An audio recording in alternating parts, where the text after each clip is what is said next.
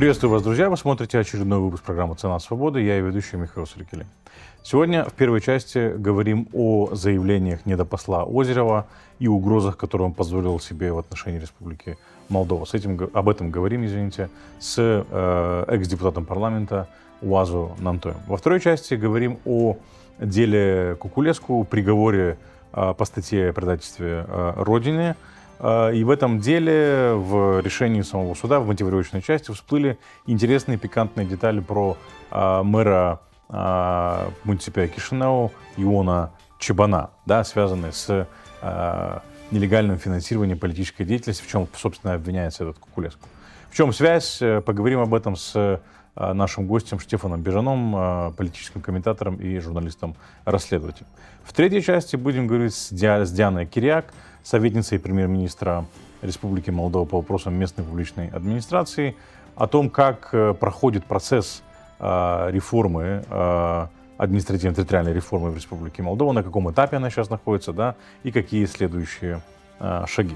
Не переключайтесь, скоро вернемся. А перед тем, как мы вернемся, друзья, призываю вас подписаться на наш канал, поставить лайк, отправить это видео своим знакомым и близким, ну или подписать одного из ваших близких, если они еще не подписаны. Увидимся через несколько мгновений. У нас на связи экс-депутат парламента Республики Молдова Уазу Нантой, ныне свободный человек и политический комментатор. Господин Нантой, приветствую вас. Добрый день. Господин Анатолий, я пригласил вас обсудить с вами, понятное дело, ситуацию в Республике Молдова, но в частности это вчерашнее появление в информационном пространстве, скажем так, не в полном объеме и не в полной мере посла России в Республике Молдова, господина Озерова, 55-минутная его монолог, этот 55-минутный, значит, где он опять угрожает Республике Молдова. И приурочил он это к Дню дипломата, который отмечается в России, значит, в этом месяце. Как мы должны это все расценивать? Это продолжение обычной линии угроз и давления Российской Федерации, или это намек на какие-то более, скажем так, серьезные проблемы, которые Россия может создать в Республике Молдова? Я для начала хотел бы уточнить некоторые понятия. Да. Уже несколько лет, как я констатировал, что в России не существует такой структуры, как Министерство иностранных дел. Угу. Есть Министерство пропаганды. Да? И возглавляет это министерство наследник Геббельса, бывший дипломат Сергей Лавров. Тоже относится в другой степени, конечно, и к недопослу Российской Федерации в Республике Молдова. Да. Вы абсолютно правы в том смысле, что его появление в информационном пространстве это набор лжи, циничной лжи, и все это превращается в стандартные угрозы со стороны Российской Федерации. Абсолютно циничные, абсолютно лишенные какого-либо рационального смысла, но тем не менее, это угрозы. Но когда мы воспринимаем эти угрозы, вот хорошо, что вы показали картинку, нужно оценить количество... Эстетику. Нужно оценить количество выпитого виски. Уже, да? Да, почти полбутылочки, да. Ну, четверть как минимум, да. Да. И поэтому я исхожу из очень простой формулы. Угу. Нас защищает Украина. Нас защищает Украина, и Украина защищает и демократию, и свободу в Европейском Союзе. И если бы Украина не выстояла, то независимо от того, насколько послушными в кавычках мы были бы, Россия бы оккупировала Республику Молдова и посадила бы какую-нибудь марионетку, типа Игоря Додона или там неважно кого, да? Поэтому эти заявления посла, он отрабатывает свою зарплату в качестве пропагандиста, И но мы виски, должны наверное, тоже, понимать, да? И виски тоже отрабатывает. не, ну, не знаю, там это, наверное, протокольные как это, атрибуты, да. Да. Но я к тому, что мы должны понимать, что Украина нас защищает, и мы должны пользоваться этой возможностью, когда нас Украина защищает, для максимально ответственного и ускоренного продвижения в сторону Евросоюза. Потому что сейчас вокруг Североатлантического блока много эмоций, много спекуляций. Вот даже интересно почитать доклад Мюнхенской конференции по безопасности, которая сейчас происходит. Мы живем в очень турбулентное время. Молдова является очень уязвимым государством, и мы должны понимать, то максимально ускоренное и ответственное вступление в Евросоюз является нашим шансом на выживание государства, и не только на выживание, но и на его развитие с помощью Европейского Союза и других друзей. Я полностью с вами согласен, господин Антой. Только возникает вопрос. Российская угроза в ближайшей или обозримой перспективе никуда не исчезнет. То есть пока существует фашистский путинский режим, и пока существует Россия в том виде, в котором она существует сейчас, она будет представлять из себя угрозу в том числе и для Республики Молдова, в том числе для Европейского Союза. Как в этом контексте должна дальше выстраиваться политика безопасности Республики Молдова с вашей точки зрения? Я давно пришел к выводу, что мы фактически находимся в состоянии Третьей мировой гибридной войны. Уже многие иронически восприняли, например, 80-ю годовщину создания Организации Объединенных Наций. Да. Уже многие понимают, что ОБСЕ — это было, так сказать, прекраснодушное намерение, которое не имеет реальных рычагов для влияния на ситуацию. И как в этой Вы ситуации считаете, что Молдова. время... Я прошу прощения, господин Анатолий. Вы считаете, что время этих организаций ушло в прошлое или еще нет? Дело в том, что сейчас мы находимся в такой фазе, то вот достаточно посмотреть Россия, член Совета Безопасности ООН, да, Да.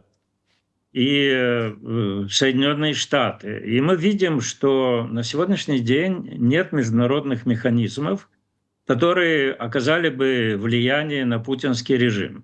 Ну да, мы помним март 2022 года, когда резолюция Генеральной Ассамблеи ООН осудила агрессию России против Украины. Только 5 государств выступили против. Это сама Россия, Венесуэла, Вануту и не помню еще кто-то там, да.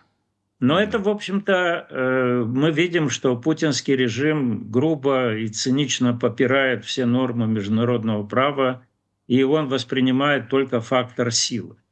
Поэтому сегодня Молдова должна очень осторожно и мудро ориентироваться в этой турбулентной ситуации и искать ту систему взаимоотношений, в первую очередь, с европейскими странами, соседями нашими, с Румынией, с Украиной, с Польшей, с другими странами, которые позволят нам уменьшить риски и, повторяю, создаст комфортные условия для процесса европейской интеграции Республики Молдова.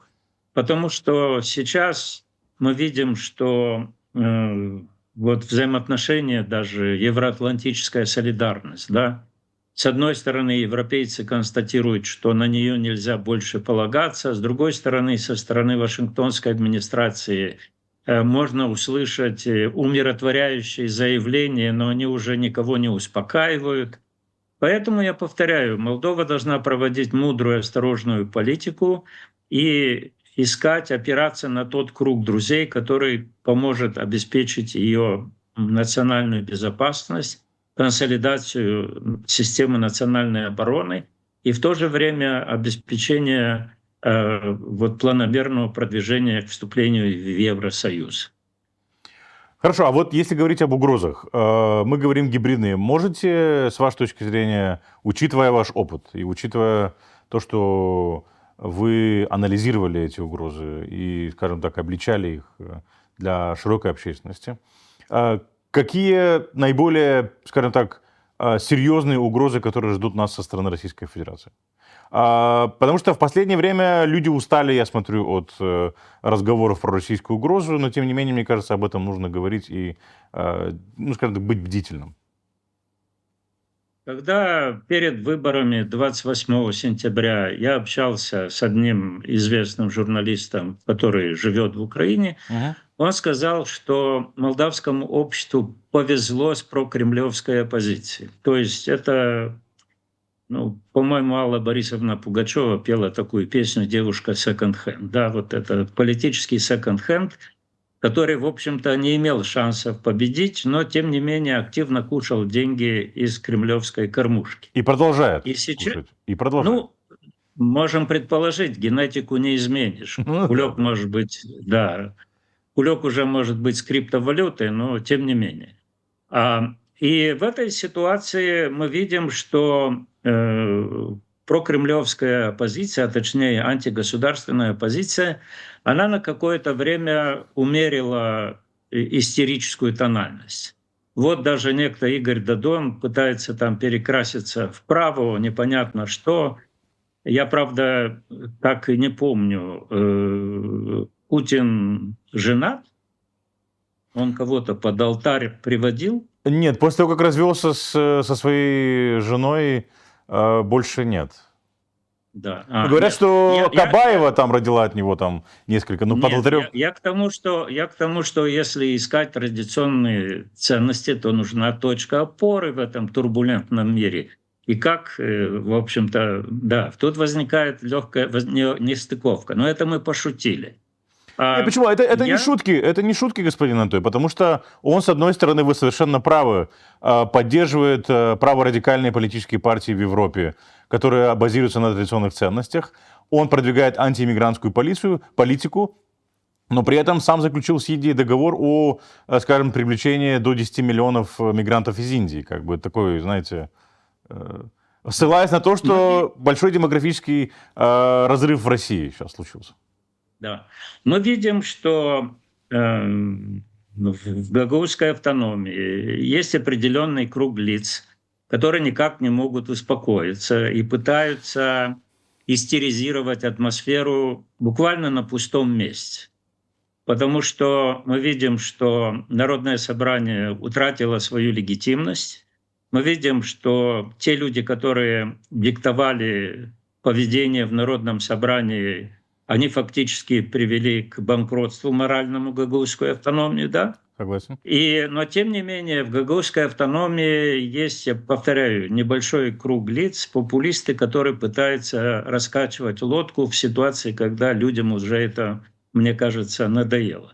Но если смотреть на ситуацию более общо, я исхожу из того, что Вашингтонская администрация пытается каким-то образом достичь мира в Украине. Я не буду говорить о параметрах этого мирного соглашения.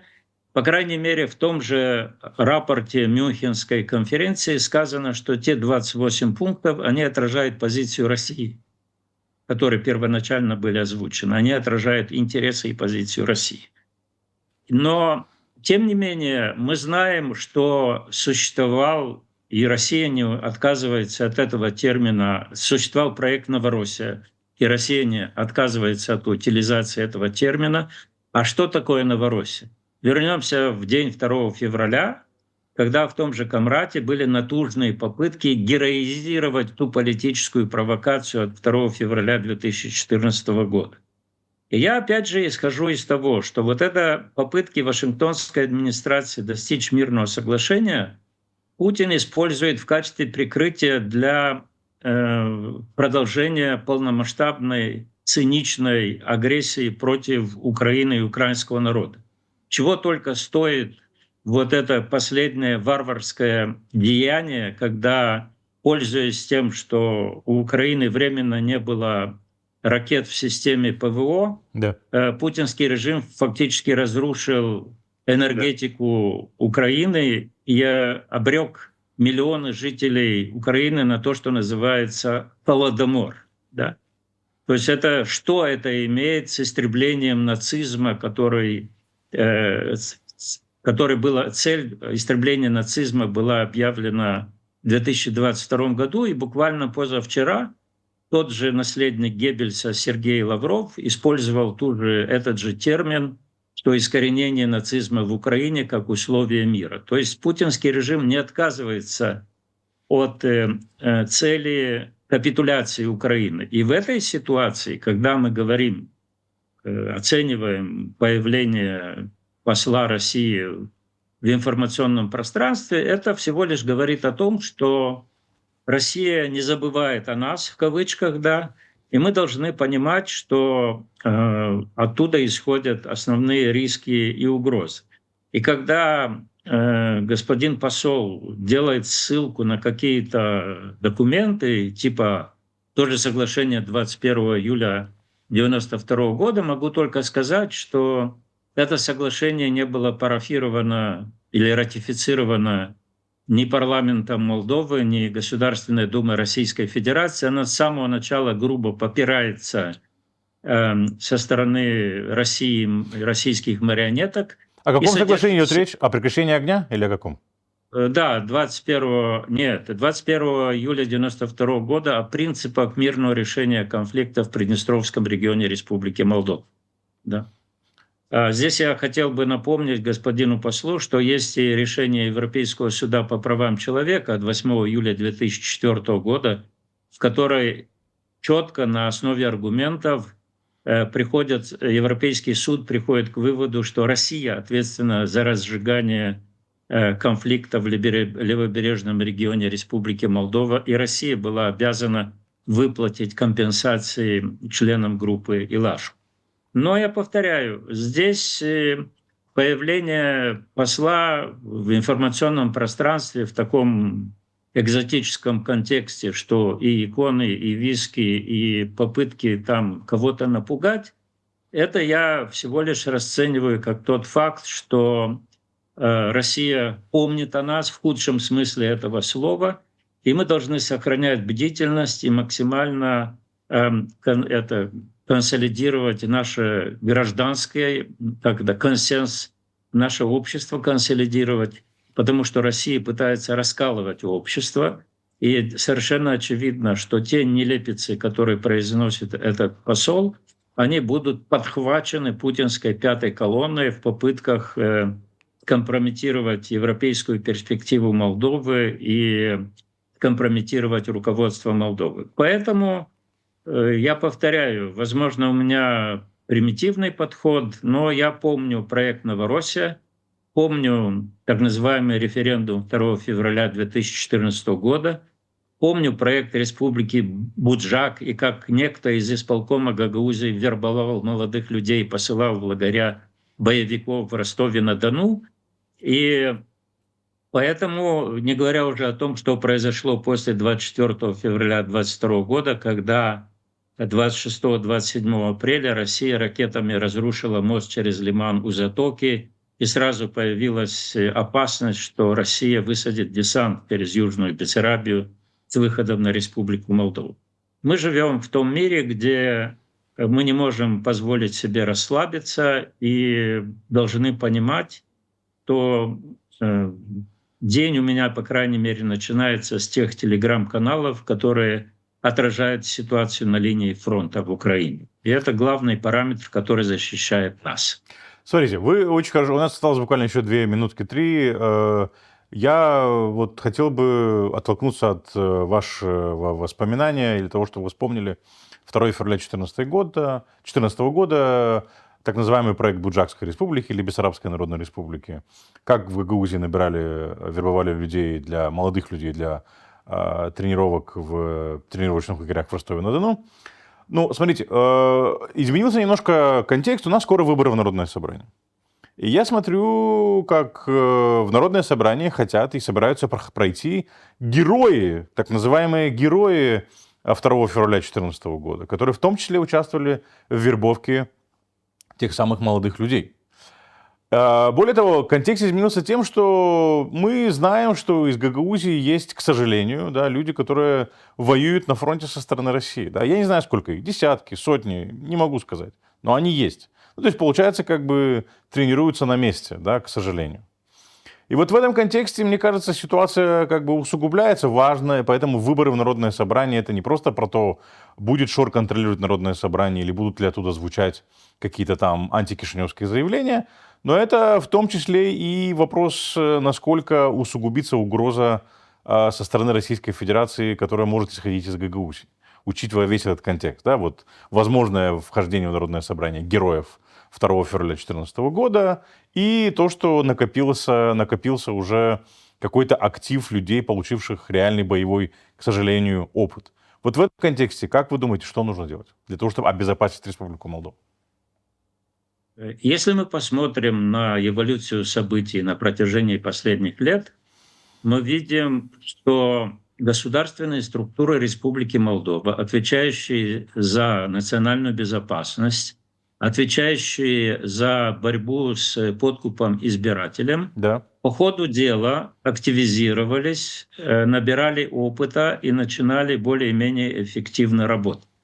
Если мы вспомним 2 февраля 2014 года, я помню, как некто Ирина Влах и Игорь Дадон, и не только там, витийствовали, и некто Ваня Чабан на митингах, кричали в пользу этого так называемого референдума, и они остались безнаказанными. Более того, прокуратура Республики Молдова якобы возбудила какие-то уголовные дела, но они так и умерли. Я в качестве депутата пытался выяснить, какова ситуация, но у нас в прокуратуре, как в мавзолее, можно найти много интересного и мертвого. Да? И мы видим, что на протяжении последних лет наше государство учится бороться с этими вызовами, связанными с гибридной войной со стороны Российской Федерации. Более того, Республику Молдова приводят в качестве примера. Да, мы видим, что есть определенные издержки, такого рода борьба не может быть идеальной, но тем не менее мы учимся. И здесь ничего другого не остается, как поддерживать диалог с, как я говорю, с нормальными людьми, с тем, чтобы не позволять политическим провокаторам запугивать и манипулировать людьми, да, с тем, чтобы уменьшить шансы, чтобы политические провокаторы попали в народное собрание. И в то же время я очень рассчитываю на то, что наши сограждане из гагаузской автономии извлекут определенного рода уроки из того, что произошло на протяжении последних лет. Здесь, мне кажется, принципиально важно, чтобы не только крикуны из прошлого вышли на политическую арену, но и люди, которые не согласны с такого рода политикой, тоже участвовали в этих выборах, чтобы у наших сограждан из гагаузской автономии был реальный выбор.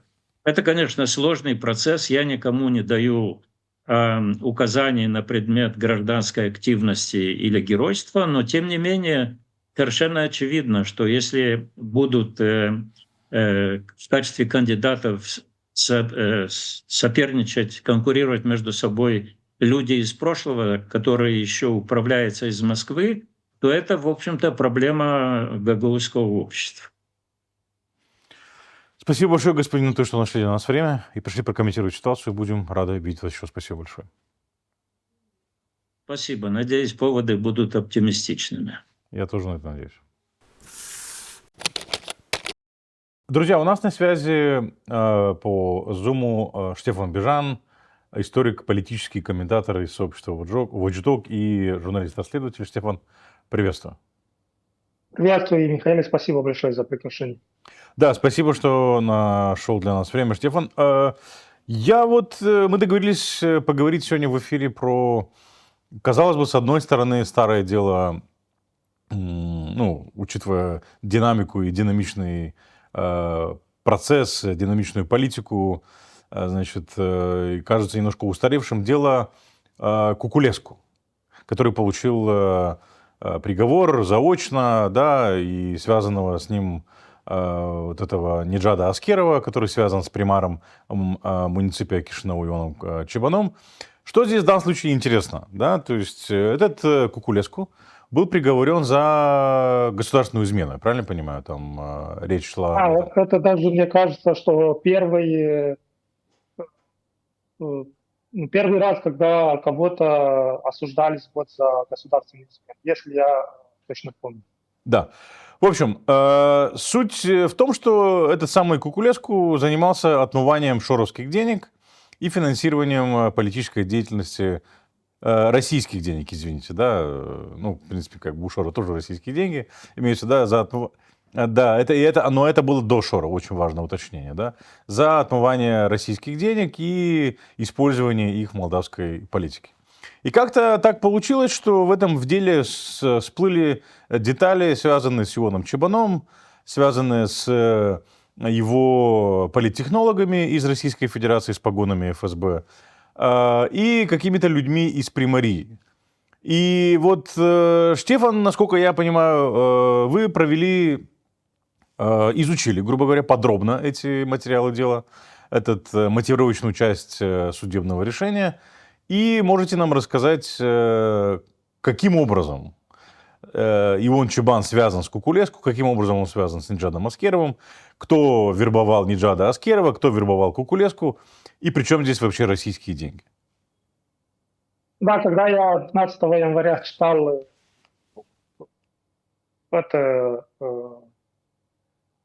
инстанцию, да, это... Мотивировочную часть решения по Кукулеску. Да, и когда я читал, я даже удивился, там такие детали, прямо вот можно снимать фильм, какой-то там бандитский Кишинев или не знаю, что-то такое, потому что очень интересные детали. И я начал вот копать, искать эти моменты, доказательства на то, что там было написано, потому что там те люди, которые дали показания, да, там было все очень четко. И я начал вот копать и искать эти доказательства.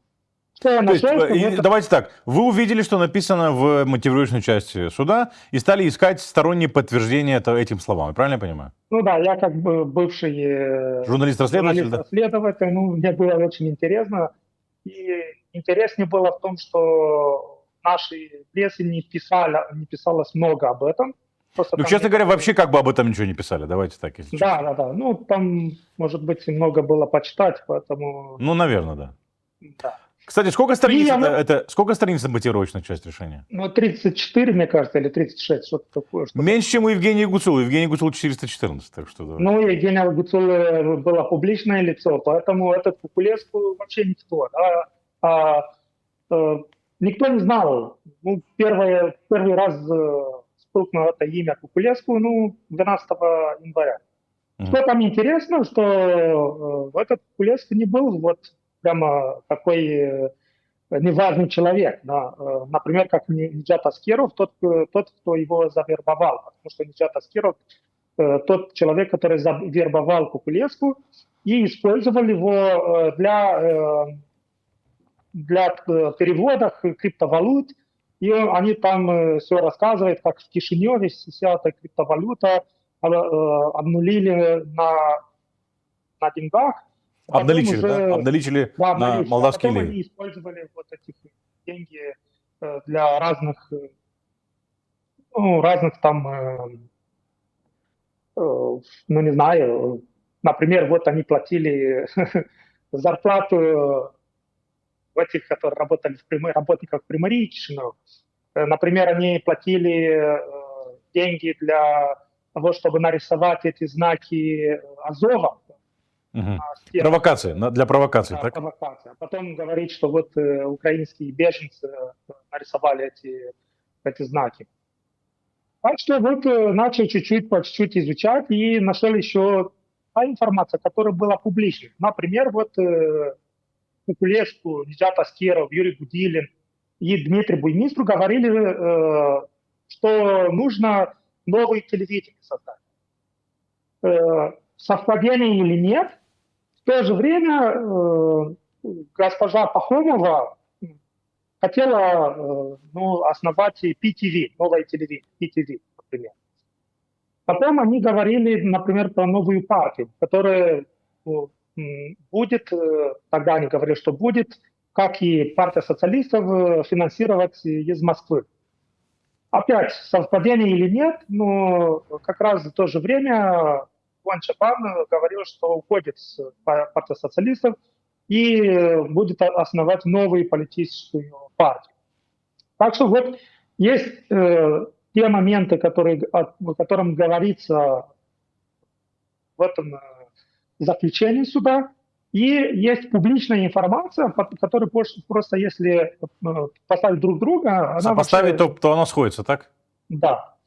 То, что я видел, что многие писали про это расследование и говорили, что типа там наше расследование основывается на одной фотографии, и в этой фотографии, что этот Ниджат Аскеров был советником или ассистент Ивана Чабана.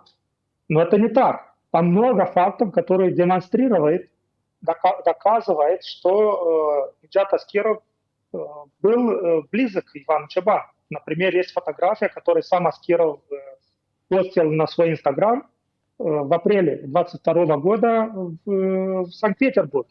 Хорошо, вот по поводу этой фотографии, Штефан, я видел эту фотографию в разных местах. Многие опубликовали эту фотографию, но профиль Ниджата Аскерова в Инстаграме закрыт. То есть, как бы, понятное дело, можно попроситься в друзья, и он примет, но он, скорее всего, не примет. То есть, это действительно с его страницы? То есть, вы подтверждаете, что это с его страницы был скриншот? Нет, не я делал этот скриншот, Да. но я доверяю своего источника, и эта фотография, если поставить еще другие фотографии, где Ниджат Аскеров, публичные фотографии, например, на странице парламента Республики Молдова есть одна фотография с 2012 года, где там Аскеров вместе с Игорем Додоном и Иваном Чабаном. Есть и другие видео, где Аскеров вместе с Гудилиным. И мы знаем, что Гудилин, это уже доказано, что Гудилин был этот политтехнолог Ивана Чабана в 2012 году. В 2019 году на выборах местных, да. Да. Есть еще это видео, которое сам Игорь Додон опубликовал на своей странице в день, когда Иван Чабан выиграл выборы. И там вместе с Адриано Албу, вместе с Нагачевским, там есть этот Ниджат Аскеров. Так что расследование основывается только на две фотки. Да? Там есть разные доказательства, которые показывают, что Ниджат Аскеров был один из тех людей в окружении Ивана Чабана. И фотография, о которой мы говорим, где они в Санкт-Петербурге, по-моему, да? В апреле 22 года, правильно я понимаю? Ну, мы не знаем точно, если фотография точно с апреля 22 года, но она тогда была, запостили ее в Инстаграм. Угу. Теперь, так что же, кто завербовал Ниджата Аскерова? Как Ниджат Аскеров оказался в окружении Ивана Чабана? Ну, вот это загадка. Почему? Потому что сначала мы видим, что Ниджат Аскеров был членом партии Рената Усатова. Угу. А мы знаем, что в 2014 году Ренат Усатый был такой любимчик в Москве. Мы все помним те годы. Если даже посмотрим на некоторые члены партии Ивана Чабана сегодняшнего дня, то они были члены партии Рената Усатова. Например, Елена Пануш. Она была даже на 3-м месте в списке «Патрия Родина», партия «Патрия» в 2014 году. Игорь Кринку, который сейчас претор Кишинева, да, центр Кишинева. Да. Сектор центра, да? Сектор центра, да. Да. Он тоже был членом партии Рената Усатова. И он вот сначала был в эту партию, а когда уже Усатый сбежал из страны, уже Аскеров искал новую партию, новую пророссийскую партию. Он так вот оказался член партии социалистов. То, что мы точно знаем, то, что в 2019 году Гудилин и Аскеров уже знали друг друга. А Гудилин мы знаем, что это бывший как бы агент ФСБ, но бывший мы не бываем, да. И, Ну да, бывший агент ФСБ, который был политтехнологом в штабе Иона Чебана в 2019 году на выборах примара, так? да, и Игоря Додонова в 2020 году тоже. Да, и там еще была одна женщина, Ольга Грак, которая... Это Да, политтехнолог. так, еще Леонид Гонин был, еще там пару человек, не только один или два, были побольше, но оказывается, что вот этот Гудилин как бы очень важный в эту схему, потому что он помогал Аскерова делать все эти схемы с финансовой точкой, и он даже давал Аскерову разные там миссии, да, вот, То например... есть это Аскеров в нашей партии, я правильно понимаю? Да, это где-то в 2014 или 2015 году. Окей. Он еще молодой, ну, 23 года где-то здесь его было.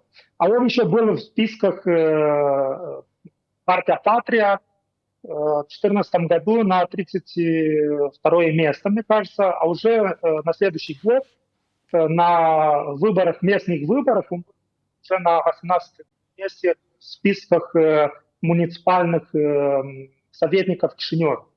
Так что он был какой-то там важной шишкой в этой партии.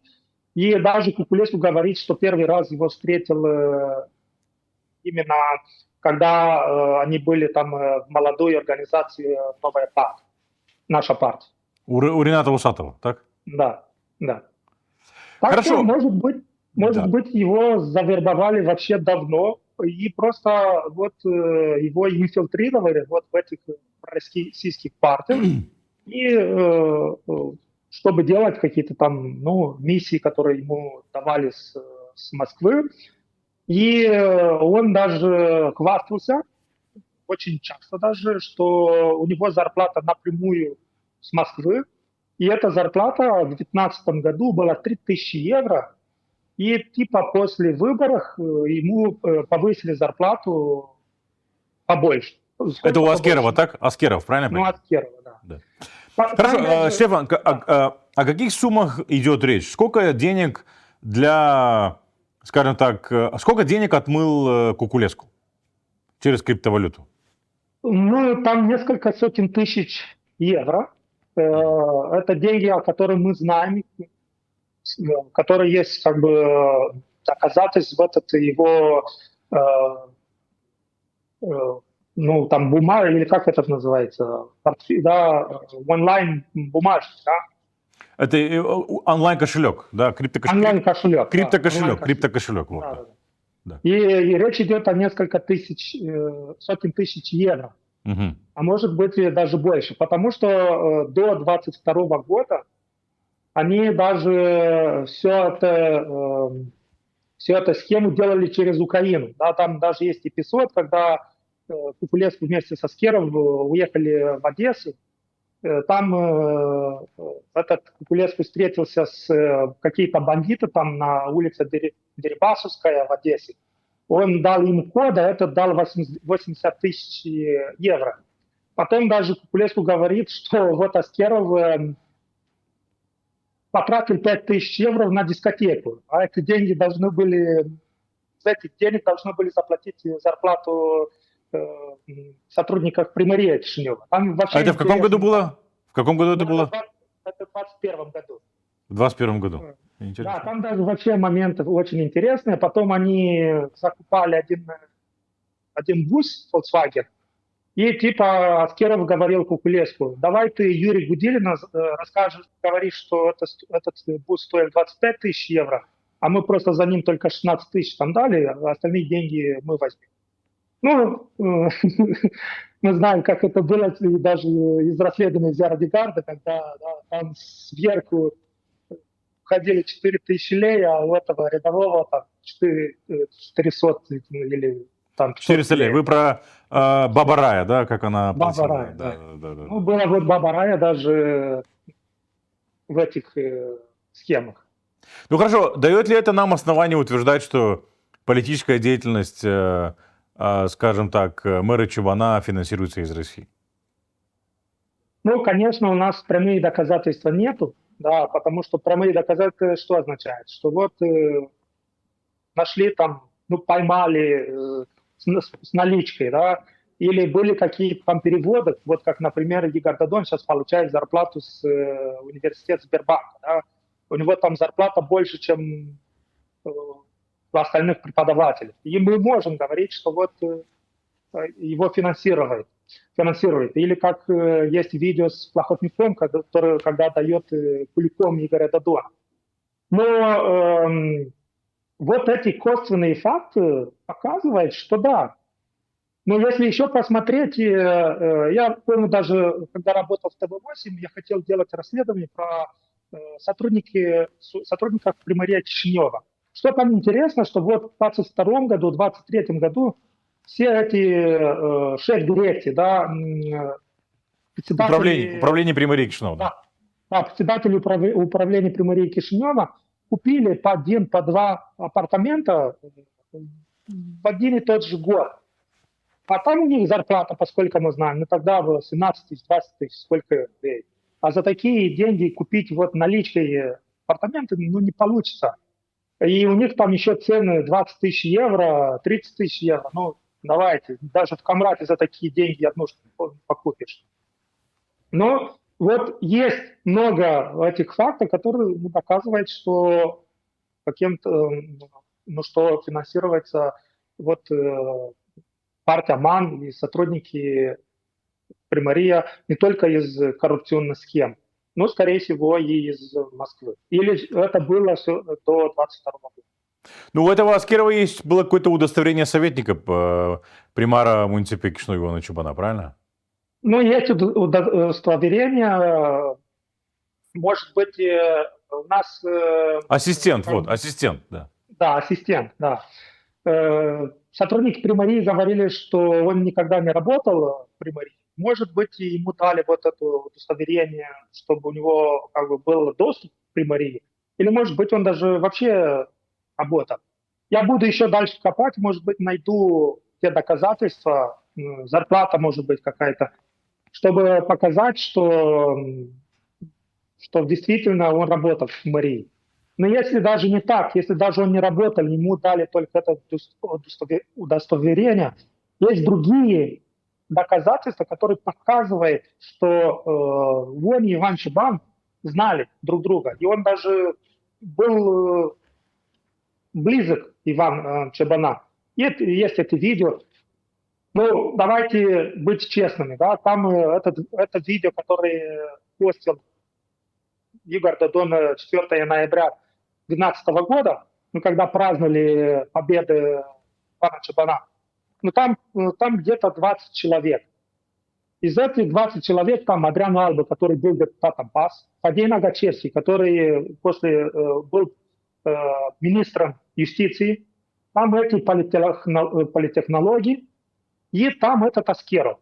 Конечно, он какой-то близкий человек. Ты не будешь пускать прямо вот с улицы какого-то человека, чтобы вместе с ним праздновать. Как было с Костюком, да, когда он сказал, что этого чувака не знает, который там постоянно с ним был в предвыборной кампании. Если помнишь расследование Кусенс, да. Этот чувак соревновался. Так что расследование и на этом не делается, на какие-то факты, когда ты ставишь эти факты друг друга, и вот у тебя есть картина. А самое главное, у нас есть эти доказательства. Там доказательства разных людей, не только у одного парня. Там 3 или 4 парня, все одно и то же говорят.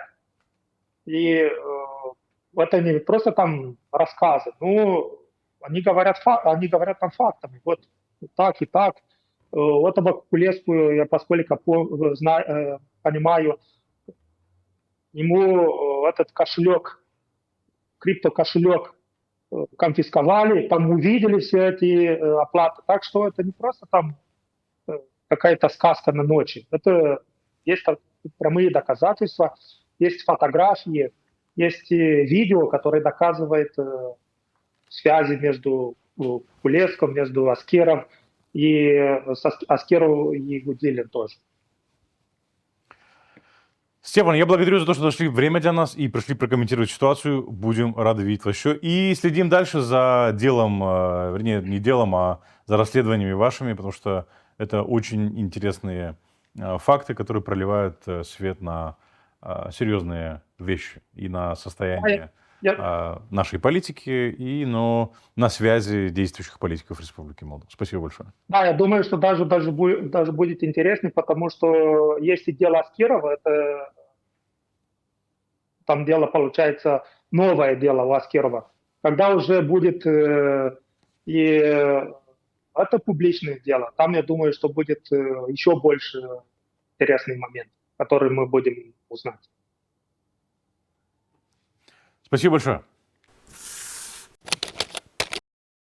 Друзья, у нас на связи по Zoom Диана Киряк, советник премьер-министра Республики Молдова по вопросам местного публичного управления. Doamna Chiriac, bună ziua și bine ați venit! Bună ziua! Mulțumesc pentru invitație! Și eu mulțumesc.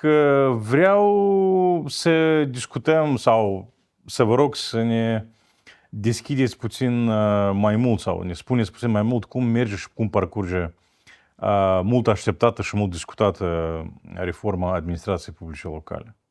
Despre ea se vorbește mai mult și noi vrem să aflăm mai mult despre ea.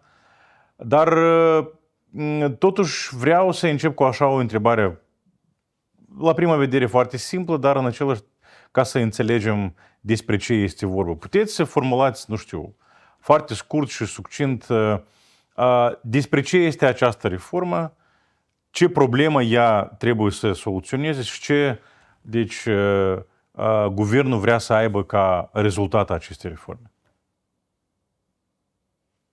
Mulțumesc, sunt întrebări pertinente. Într-adevăr, suntem într-un proces de resetare administrației publice locale.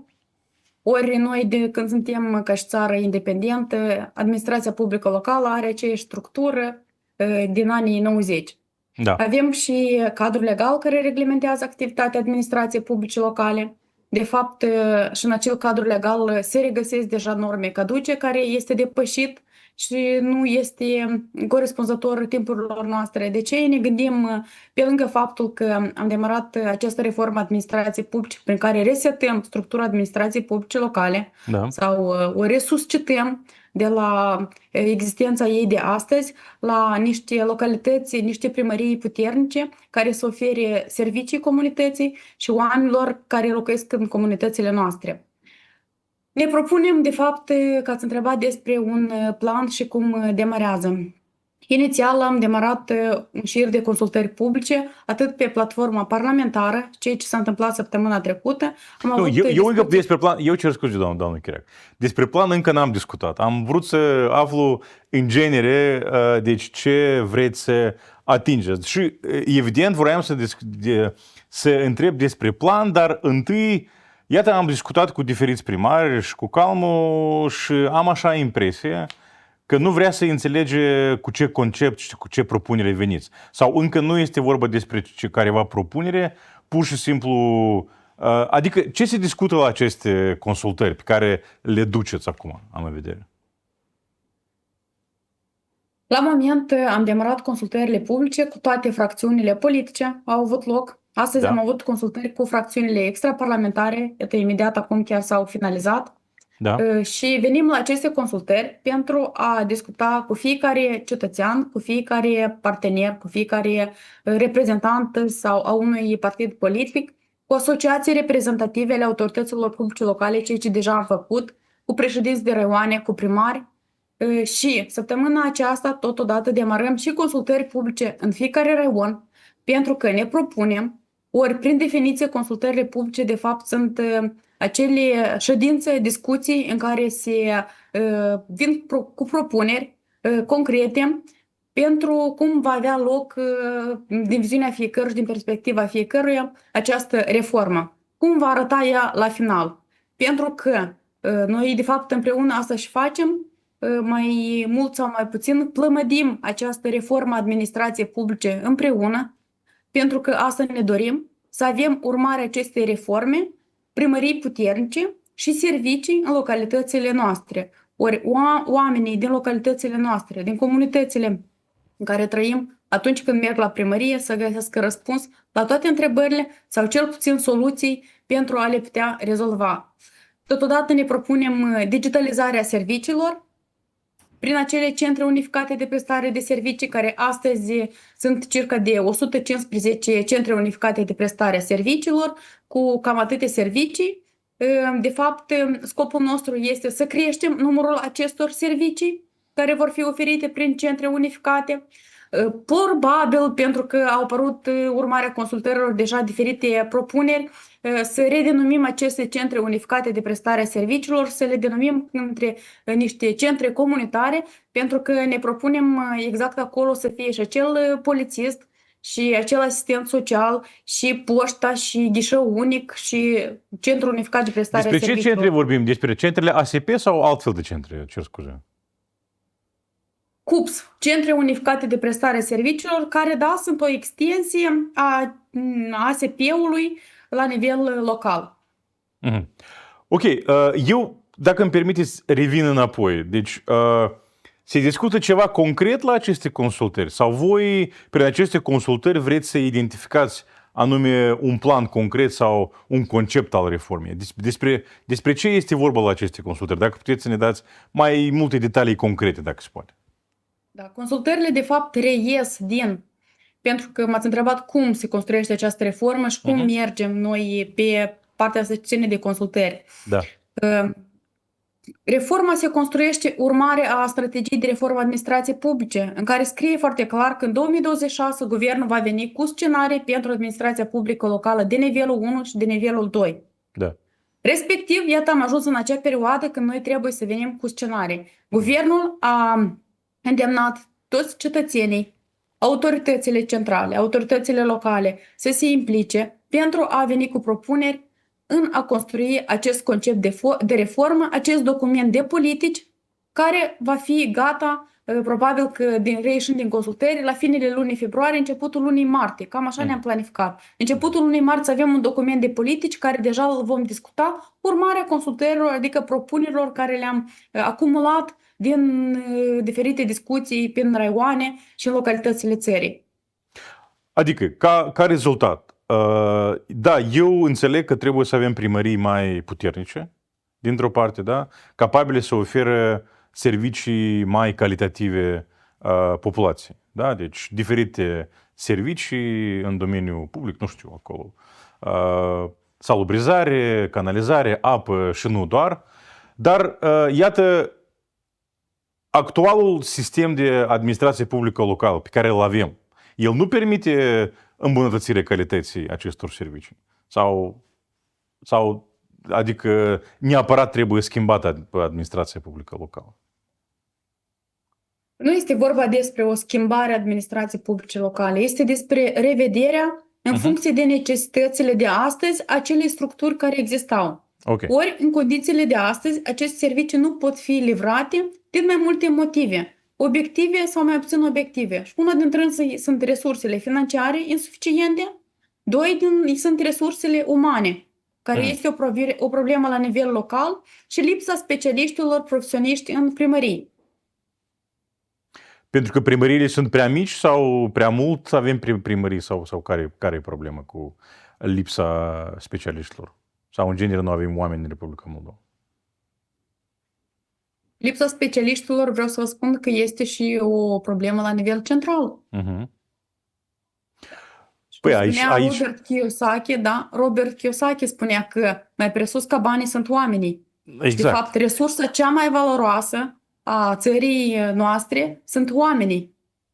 De aceea urmează ca aceste echipe care sunt în primării, urmarea amalgamării voluntare, adică comasării între primării, ca unul dintre elemente este amalgamarea voluntară, aceste echipe să poată fi redefinite funcțiile, să fie instituite anume acele funcții care sunt necesare, și un exemplu elocvent este specialist în IT, da? Sau o persoană care se ocupă și este dedicată achizițiilor publice, să nu alerge primarul sau secretarul Consiliului să facă achizițiile publice, sau echipă care este dedicată scrierii de proiecte, care să poată scrie proiecte, să le depună, să le implementeze și să raporteze acele proiecte. Pentru că avem situații în care perioada de raportare este foarte importantă și atunci, în cazul în care echipa nu își îndeplinește atribuții sau nu sunt oameni, se riscă să fie într-o listă neagră acele primării. De asta tot nu se dorește. Deci lipsa specialiștilor, lipsa pentru că funcții pe de o parte parcă sunt, pe de altă parte nu întrunesc necesitățile de astăzi. Ori într-o era digitalizării, într-o eră în care deja paza este securizată, noi din păcate în unele primării mai avem funcția de paznic sau de exemplu de fochist. Мгм. Da? Cred că ați auzit și de așa funcție. De Ce asta funcție- urmează să fie revăzut fochist, A, de asta ce asta? Scuzați, dar asta ce înseamnă? persoană care face focul. A, foc. Aha, am înțeles. Ok. Încă este în clasament, există așa funcție? Da, Mhm.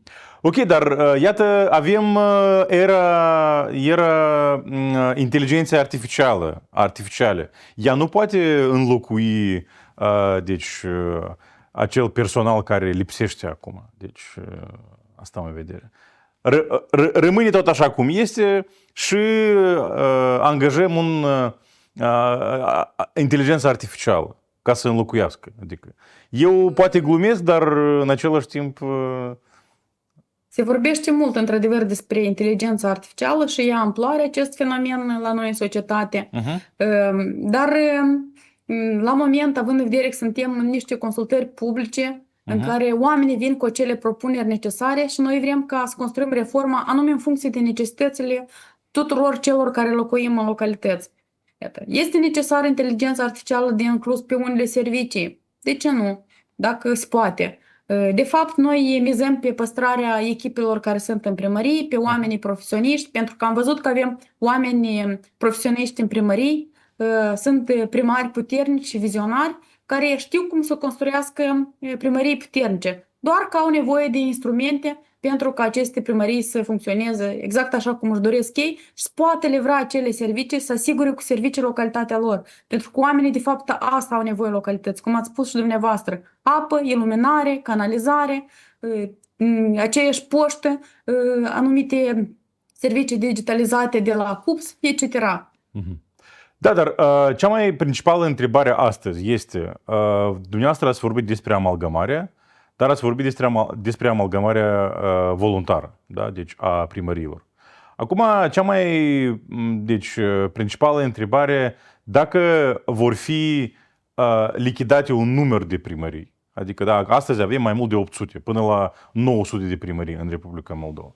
Întrebarea este, deci, ca rezultat a acestei reforme, guvernul vrea să obțină în loc de 800 sau aproape 900 de primării, 500, 200, câte, adică, da? Și ce facem cu nivelul 2? Dacă puteți comenta pe această întrebare, care, de fapt, deci o auzim practic fiecare zi când este vorba despre această reformă.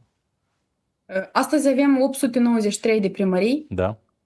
Având în vedere că suntem într-o reformă complexă, reforma administrației publice locale este una complexă. Dacă unele reforme dimensionează anumiți factori de decizie sau grupul țintă care este vizat, reforma administrației publice îi privește pe fiecare om din țară, fiecare om din localitățile noastre și fiecare om care trăiește în sat sau în oraș și nu contează unde. Nu avem stabilit un număr de primării cât trebuie să avem, nu avem un plan care să stabilească cel puțin, uite, dacă facem asta o să avem 300 sau 200 sau 100 de primării.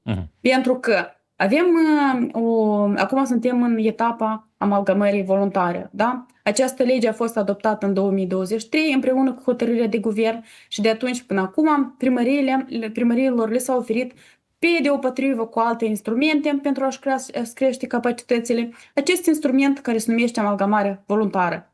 Acum inclusiv au loc informări pe partea procedurală ce ține de amalgamare voluntară. Deci orice primărie care dorește să crească capacitățile prin prisma acestui instrument poate să-l utilizeze. Evident că avem pe de o parte altă situație. Noi avem 62% din primării care sunt sub limita de 1500. 62%. Adică. Da. Avem primării, da. Sub limita de 1000, adică în primărie locuiesc mai puțin de 1000 de locuitori, așa înțeleg. Corect, da? În unitate administrativ-teritorială, Teritorială. în localitate, da, locuiesc mai puțin de 1500 de oameni. Mhm. Norma legală stabilește că dacă tu vrei să ai o primărie la tine în localitate, trebuie să ai cel puțin 1500 de locuitori. Mhm. Respectiv ne pomenim în fața unui fapt împlinit că avem localități, 62% din localități care sunt în afara normei legale. Ori aceasta nu ar fi o reformă forțată, dar ar fi una normativă de punere în aplicare a cadrului legal existent. Pentru că vorbim despre partea ce ține normativă versus voluntară. Da. Evident că ne-am gândit să, inclusiv urmarea consultărilor publice, autoritățile primare care vin din autoritățile publice locale și ei au venit cu aceste propuneri fie de a implementa cât mai repede normativa, Mhm. alții vin cu propunerea de a păstra amalgamarea voluntară ca și instrument. Noi adică ne gândim să urmarea consultărilor, să vedem care propuneri vor mai fi, dar este firesc că amalgamarea voluntară trebuie să fie păstrată. Pe de altă parte, stabilit un termen limită pentru cei care sunt sub limita de 1500. Ori, poate această limită, acest prag poate să crească, pentru că în unele consultări publice am auzit de la persoanele care discutam că acest prag să crească la 2000 sau la 3000. Adică o localitate să formeze să aibă primărie dacă are 3000 de locuitori și 9500 cum e acum stabilit în legislație. Dar vedem reieșind deja din propuneri. Pentru că și atunci când vom finaliza aceste consultări publice în raioane și în localitățile noastre, vom construi împreună acel concept. Vom veni spre consultări cu conceptul pentru a-l discuta și a-l cizela exact așa ca cărbunele care devine diamant. Ok, dar aveți un deci, plan sau un deadline stabilit pentru a elabora, că înțeleg că acum acumulați idei, consultați, pentru a elabora la finele lunii februarie, începutul lunii martie, un concept. Corect am înțeles, da? Exact, Deci, da. mai departe, acel concept, iarăși îl veți consulta cu primari, cu persoanele interesante și așa mai departe. Și cât va dura acest proces de consultare, adică următorul proces de consultare? Ne propunem să avem consultări publice veritabile și pe concept, exact așa cum avem pe această structură nouă administrații publice locale. Uh-huh. De asta presupun cam o lună de zile, pentru că consultările publice ar dura o lună de zile. Cu conceptul. Și respectiv, da, cu conceptul. Da. Revin un pas înapoi, adică cu primăriile e clar, 62% de primării sunt sub 1500 de locuitori. Dar ce facem cu raioanele? Adică cu raioanele care este ideea?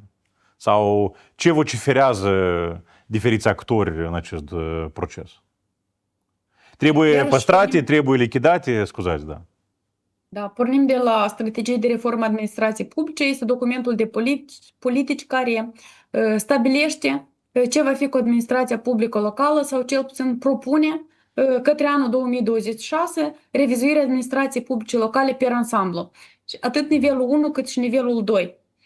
Despre nivelul 2 în strategie o să găsiți că sunt două scenarii și inclusiv propus al treilea. Unul din scenarii este pe formula oficiilor teritoriale a Cancelariei de Stat, acele oficii care exercită controlul de legalitate a actelor administrative ale autorităților publice locale. Și câte le avem? Sunt 10 la număr. 10 la număr, da. ok, da. Sau pe formula ADR-urilor 5. Ori, urmarea consultărilor, iată chiar și astăzi am avut cu partidele extraparlamentare, unde au fost propuneri că sunt suficiente 3 sau 5 la număr. Adică vedem în funcție de necesități, în funcție de propuneri, cum va apărea acesta în concept. 3 sau 5 la număr regiuni de dezvoltare, corect? Așa înțeleg, da? Da. 3 sau 5 la număr. Ok, și încă un pas înapoi referitor la amalgamarea benevolă. Dacă această amalgamare benevolă, adică prima întrebare, dacă amalgamarea benevolă, care deja este, adică timp de 3 ani acest proces merge, sau mai puțin, probabil, sunt careva rezultate. Deci ce rezultate a dat acest proces de amalgamare benevolă până acum? Dacă puteți comenta. Da, de iure, vă spuneam, în 2023 a fost aprobată strategia, Da. legea în iulie și hotărârea de guvern în luna noiembrie, pe data de 29 noiembrie 2023. Adică exact la 2 săptămâni de când au finalizat alegerile locale. Vă amintiți, în 2023 au avut loc alegeri locale. Respectiv, vă dați seama că în acea perioadă nici de cum nimeni nu era interesat să demareze o reformă, să utilizeze acest instrument totalmente nou pentru Republica Moldova, amalgamarea voluntară, pentru că în luna decembrie ce se întâmplă de fapt? Are loc aprobarea bugetului pentru anul următor. Mhm. Primarii erau interesați să-și ia mandatele, să poată să-și onoreze obligațiile față de cetățeni, aprobând bugetul. De fapt, ne-am pomenit că acest instrument a devenit interesant din 2024, la începutul lunii februarie, și până acum avem 2 clustere de amalgamare voluntară, adică 7 primării, 4 la Leova, în raionul Leova, orașul cu 3 primării, și în Fălești, 3 localități, 3 primării s-au amalgamat și au devenit o primărie. Deja au avut, pe 16 noiembrie anul trecut, au avut loc și alegeri locale noi și au ales oamenii din aceste localități și au ales primarii. Respectiv, putem vorbi astăzi despre 2 cazuri de amalgamare voluntară. Dacă vorbim despre primării implicate în proces de amalgamare voluntară sau interesate, avem peste 400 de primării deja, pentru că colegii noștri, avem echipe care, dacă inițial mergeam țintit la cei primari și consilieri care erau interesați de procesul de amalgamare voluntară, atunci, având în vedere că numărul primăriilor a crescut și interesul, în special în ultima perioadă, finele anului 2025, anul 2026, probabil că se discuta despre această reformă mai intens, interesul a crescut, respectiv deja mergem cu aceste consultări și discuții pe raion. Respectiv, de exemplu, ieri am fost în raionul Orhei și am avut discuții și prezentarea acestui instrument către primarii din Orhei. Astăzi colegii mei au fost la Crăuleni și au prezentat acest instrument. Săptămâna trecută au fost în alte raioane. Respectiv, mergem țintit, interesul crește, primarii deja sunt vizionari, vă spuneam că avem primari puternici, care își doresc primării puternice și se gândesc cum să utilizeze orice instrument ca și oportunitate de dezvoltare a localităților. Ori asta ne dorim și asta e mândria în primul rând a primarului când întrebi pe un primar, domn primar, ce face, el se începe a povesti despre câte proiecte are implementate sau câte pagini de proiecte are implementate sau câte proiecte a depus. Pentru că asta ne dorim. Prin proiecte, de fapt, creștem localitățile noastre, devin mai dezvoltate și oamenii sunt mai bine acasă. Da, corect înțeleg eu că în aceste 2 cazuri, adică da, cu Leova și cu Făleștiu, amalgamarea s-a întâmplat în jurul centrelor raionale sau nu? Cu Leova... Da. În Leova sunt 3 localități care s-au amalgamat cu orașul Leova. În raionul Fălești este vorba despre 3 sate, Călinești, Chetriș și Hâncești, care s-au amalgamat între ele. Adică nu este în jurul centrului raional.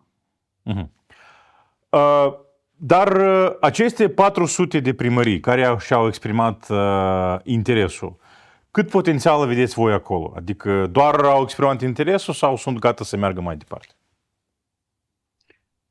Avem diferite situații când lumea deja și-au construit și își văd în ochi care este partenerul sau partenerii.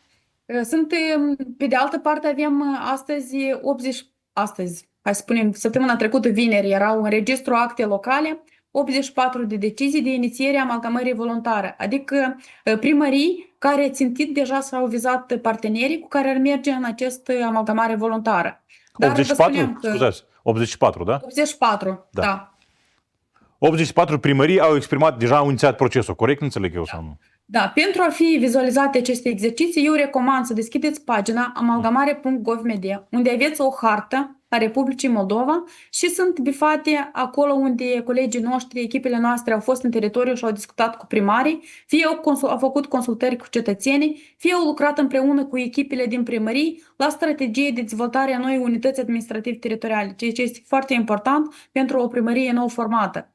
Adică cred că avem peste 2200 de exerciții efectuate în teritoriu pentru a susține primarii care sunt interesați de amalgamare voluntară. Pentru că în acest proces de amalgamare voluntară, utilizând instrumentul dat, echipa Cancelariei de Stat și partenerii de dezvoltare sunt în suport primăriilor și le asigură pe întreg procesul dat suport plenipotențiar. Totodată ei n-au cheltuieli financiare. Da. Iată aici N-au cea mai mare obligații. întrebare, că cheltuieli, adică și am auzit critica deci față de această reformă de amalgamare benevolă pentru că guvernul nu oferă resurse suficiente pentru asta. Adică nu sunt stimulente. Așa mi s-a spus. Adică dumneavoastră ce credeți despre asta? Da, pe de o parte știți cum vorba din popor, câți bani nu ai avea, ei niciodată nu o să ajungă. Asta este clar. Guvernul oferă de iure prin lege 3 stimulente astăzi. Primul stimulent se oferă imediat după adoptarea deciziei de inițiere a amalgamării voluntare și începerea acestui proces. A doilea stimulent se oferă, a doilea și a treilea, după alegeri locale noi, după ce tu ai adoptat decizia de amalgamare și au loc alegeri locale. Dar în acest context, pentru că m-ați întrebat, o să deschid și o portiță, ne gândim având în vedere că tot mai multe primării sunt interesate și probabil inclusiv procesul este destul mai de complicat pentru unii primari. Ne-am gândit să venim cu modificări la hotărârea 925, ceea ce ține de pașii de amalgamare voluntară. Acești pași care trebuie să parcurgă 2 sau 3 primării care s-au amalgamat sau care vor să se amalgameze, să simplificăm la maxim acest proces, în așa fel ca să nu mai aibă nevoie de suportul Cancelariei de Stat sau altcuiva. Inclusiv ne gândim la momentul acesta și la a revedea, având în vedere că în 2027 avem alegeri locale, Da. ne gândim să nu fie întrerupt mandatul consilierilor și al primarilor. Până alegeri aveți în vedere, da? Până alegeri. Da, până la alegeri. Astfel încât să nu mai trebuiască să avem alegeri locale noi, exact așa cum s-a desfășurat în cele 2 clustere amalgamate deja. Adică cei care ar adopta decizia de amalgamare voluntară astăzi să-și termine mandatele, intre în proces de alegeri în 2027. Da, dar... Spuneam că stimulentele date pentru a doilea și al treilea pentru infrastructură, care de fapt este întotdeauna de ordinul milioanelor, pentru că este și în funcție de numărul de locuitori, și stimulentul numărul 3 pentru susținerea bugetelor, ceea ce ne gândim că el este destul de important, pentru că ne uitam la aceste 2 primării care l-au utilizat, în principiu l-au utilizat pentru garanțiile sociale, disponibilizări sau majorări de salarii a funcționarilor din noile primării. Da, dar în acele primării amalgamate, adică eu înțeleg că 3 localități, de exemplu, da, au decis să se amalgameze. Ei aleg un centru administrativ al primăriei noi, acolo este sediul primăriei și a Consiliului Local, dar ce rămâne în acele 2 primării care au intrat în această primărie amalgamată? Cineva rămâne acolo ca administrație publică locală sau nu rămâne deloc nimeni acolo? Da, mulțumesc pentru întrebare. Centrul administrativ, el nu se alege, el se stabilește prin hotărâre de guvern și el este în funcție de numărul de locuitori și de capacitatea fiscală per cap de locuitor. În acest centru? Adică, da, acest centru administrativ. Da. Anume ca să nu fie mărul discordiei. Da, Respectiv, am înțeles, da. centrul administrativ este deja clar stabilit prin hotărâre de guvern cum el, cine devine și în ce condiții centrul administrativ. Apropo, noi avem pe pagina amalgamare.gov.md este și acel calculator simulator. În cazul în care 2 sau 3 primării se gândesc să se amalgameze, ei pot să simuleze, să vadă ce stimulente vor beneficia. Stimulentul 1 și 2, adică suma exactă, valoarea stimulentului și să vadă cine va fi în centrul administrativ urmare a potențialei amalgamări voluntare. Dar ce rămâne în acele primării care... Da.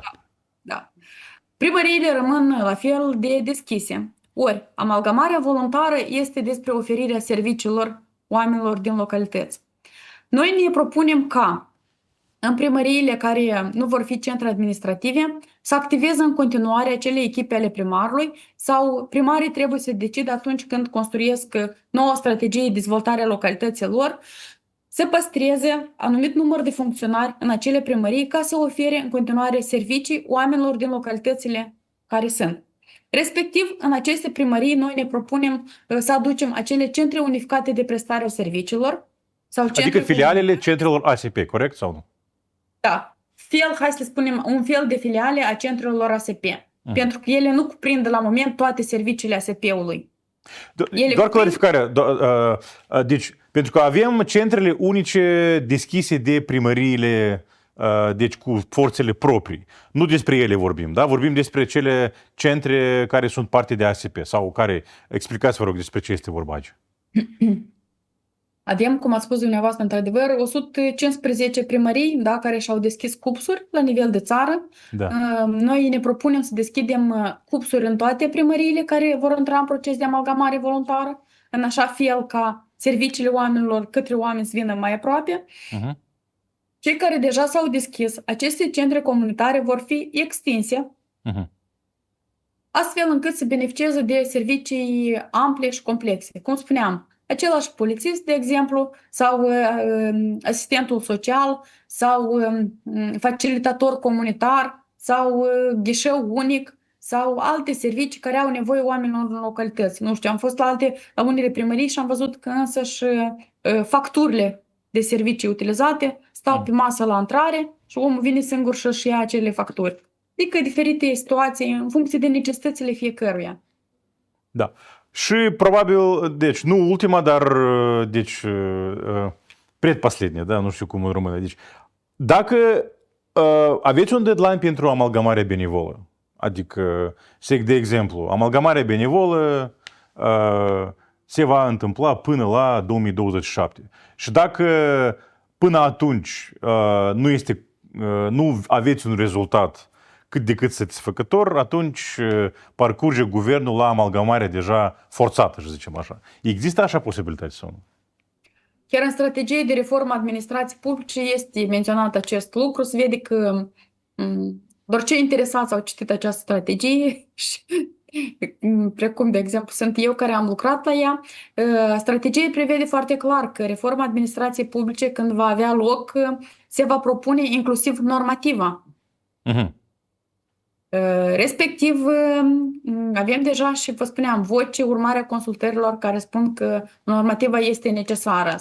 Sunt și voci care spun că necesară este amalgamarea voluntară. Cu siguranță că amalgamarea voluntară trebuie să rămână un instrument pentru autoritățile publice locale care sunt mai mari, de exemplu, de 1500, dacă vorbim situația de astăzi, sau sunt și localități de 3-4 mii de locuitori care ar putea să nu meargă în amalgamare voluntară, nu cad sub incidența la normativă, dar ulterior, poate peste câțiva ani, ei se gândesc să utilizeze acest instrument. De ce nu? Această portiță ar trebui să fie deschisă. Vedem urmarea consultărilor publice, ce vom construi împreună cu societatea, cu primarii, cu consilierii, cu toți cei care vor veni la aceste consultări publice.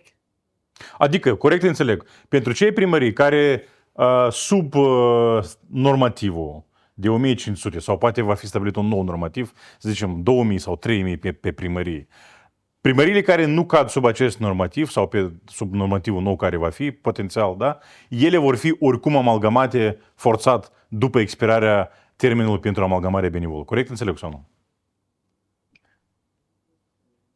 Nu avem astăzi stabilit exact un număr de primării sau un prag după care ar trebui să fie amalgamarea normativă sau voluntară. Da? Avem consultări publice în care construim acest concept despre care vom discuta la începutul lunii martie. Okay. Teoretic, ce spuneți dumneavoastră este cam așa ar fi. Dacă are loc amalgamare voluntară, se pune un termen limită pentru amalgamare sau un termen cu anumite întreruperi. Cele primării care nu cad sub incidența legii cu privire la numărul de 1000, sunt sub 1500, să meargă în normativă.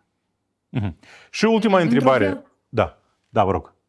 Într-un fel, asta ar fi teoretic vorbind, dar noi suntem în așteptarea propunerilor pentru că avem și o pagină, Primării Puternice @gov.md, un link la care dumneavoastră sunteți intrați să veniți cu propuneri pentru În cazul în care nu veniți la consultări, adică avem mai multe opțiuni, sau veniți la consultări, sau ne Dumneavoastră transmiteți trebuie să spun, știți cum să faceți marketing, adică, da? Deci, câteva ori ați menționat paginile ce este important, da. Și, într-adevăr, încurajăm spectatorii noștri să intre în aceste pagini, pe aceste pagini despre care ați vorbit și să se informeze.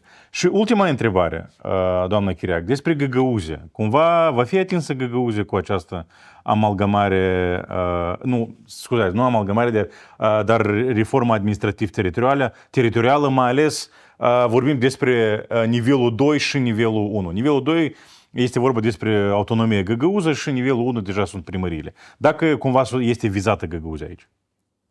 Da, noi avem legea 225 cu privire la amalgamarea voluntară.